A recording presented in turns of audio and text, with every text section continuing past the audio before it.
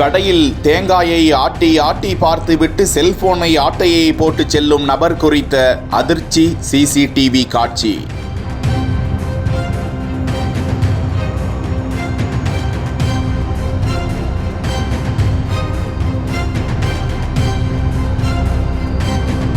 கள்ளக்குறிச்சி மாவட்டம் உளுந்தூர்பேட்டை அண்ணா நகர் பகுதியை சேர்ந்தவர் ஏழுமலை. கட்டிட தொழிலாளியான இவர் உளுந்தூர்பேட்டை பேருந்து நிலைய பகுதியில் உள்ள கடை ஒன்றில் வெற்றிலை பாக்கு வாங்க கடையில் இருந்த வியாபாரியிடம் காசு கொடுப்பதற்காக சட்டை பையில் இருந்த செல்போனை எடுத்து கடையில் இருந்த தேங்காய் மீது வைத்துவிட்டு வியாபாரியிடம் காசு கொடுத்து வெற்றிலை பாக்கு பையை வாங்கிக் கொண்டு கவனக்குறைவாக தனது செல்போனை அங்கேயே விட்டுவிட்டு சென்று விடுகிறார். இதனை கவனிக்காத கல்லாவில் நிற்கும் நபர் அடுத்ததாக வரும் வாடிக்கையாளர்கள் தேங்காயை ஆட்டி ஆட்டி பார்க்கின்றனர். அப்போதுதான் வைத்துவிட்டு சென்ற செல்போன் ஒலிக்கிறது. அப்போது அந்த செல்போனை லாபகமாக எடுத்து அருகே வைத்து அந்த இரண்டு நபர்களும் தேங்காயை மாறி மாறி ஆட்டி ஆட்டி பார்க்கின்றனர். தொடர்ந்து தேங்காயை வாங்காமலேயே செல்போனை மட்டும் எடுத்துக்கொண்டு அங்கிருந்து ஒருவர் நழுவி சென்று விடுகிறார். இதற்கிடையே தனது செல்போனை தேடிக்கொண்டு மீண்டும் வந்த ஏழுமலை கடையின் சிசிடிவி காட்சிகளை ஆய்வு செய்த போது செல்போனை ஒரு நபர் திருடிச் சென்றது தெரிய வர